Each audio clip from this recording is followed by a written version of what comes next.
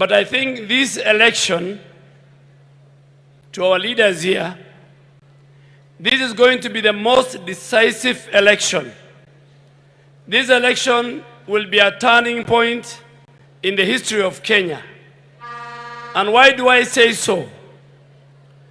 This election will be between the ordinary citizens and the bourgeois, within the meaning of Stalin, the famous Stalin of Russia. This election will be about the debt, the 13 trillion debt, and more so the 7 trillion debt that was borrowed courtesy of the handshake brothers. This election will be decisive, and I want to speak for where I come from and the religion that I profess. This election will be about end to impunity and extrajudicial killings. Many Kenyans, never in the history of this country, under a robust Bill of Rights, their bodies are found in our best of our rivers, in the Yala River and in Tana River. Many mothers in northern Kenya, and we will go to Wajir, Garissa, and Mandera, and Lamu, and Kwale. Many women have lost their brothers, their husbands, their sons, through state-organized extrajudicial killing. This government that we are going to form must stop and must protect the lives of innocent Kenyans. This election is going to be about protecting the 2010 Constitution. This election will be about those who tell us that for you to ascend to public office, your father and your family must have a history. This election will be very, very decisive, because for the first time in our country, a sitting deputy president was humiliated, both in his personal capacity and in the office that he holds, that the Constitution created. And I want to thank the framers of the 2010 Constitution that insulated the office of the Deputy President. If that was not done, today William Ruto will not be sitting here as the Deputy President of the Republic of Kenya. Let me make one confession, because confessions must be made and confessions must be stated. I was the best friend of President Uhuru Kenyatta and his deputy. And I remember one morning, in one of the most rare parliamentary groups in State House, that the president engaged me, and he engaged me on his relationship with the deputy president. And he convinced me. Si lazima toboe. The president, for the first time in that morning, we had a 45-minute talk, man to man. And the president told me for the first time that there's something called split loyalty. That you have delivered your duty as the first majority leader. But the problem is that you are a friend to William Ruto, and that we have completed the purge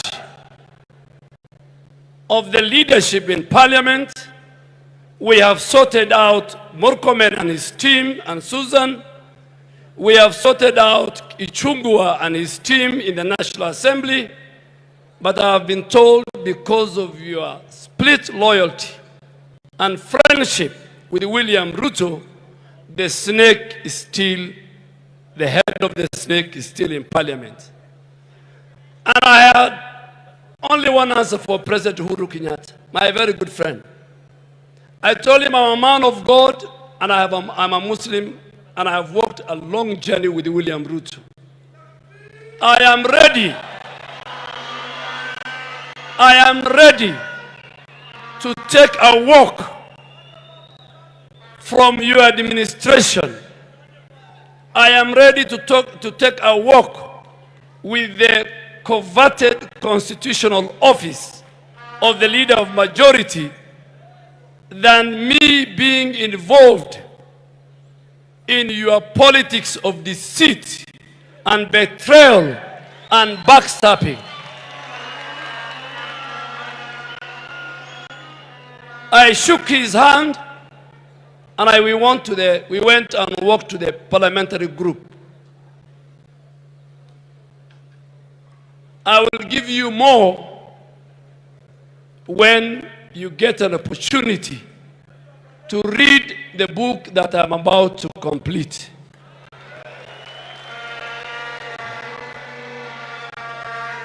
We must say in this election, that we are tired of politics of deceit, of betrayal, by more so those who occupy the highest office in our land. And my good friend, Honorable William Ruto, when you become a president, inshallah, I want to beg you, please don't allow brokers and drunkards and thugs who will work in your office to undermine and humiliate both the character and the person, deputy presidents, who I am sure they are sitting among us here. You must stop that. And because you're a man of God, since 1963, when Jomo Kenyatta became president, since Mzee Moi's time, and now under President Uhuru Kenyatta, the common denominator in the Kenyan politics was none other than politics of deceit, backstabbing, and betrayal. That must end. And that's why over 145 members of parliament of the National Assembly from all regions and all communities and all religions, we stood on the high moral ground and say, we will not leave William Ruto at the slaughterhouse. We will not. Today is a good day, and my final comment is this.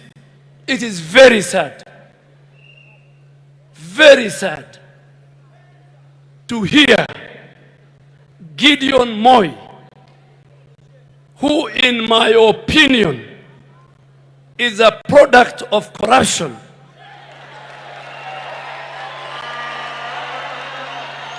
who in my opinion, not the opinion of the people of Kenya, who is a product of corruption from the day he was born to now, is trying to give us a lecture and a scheme of work on how to fight corruption. And I am so happy that in the event, his proposal and suggest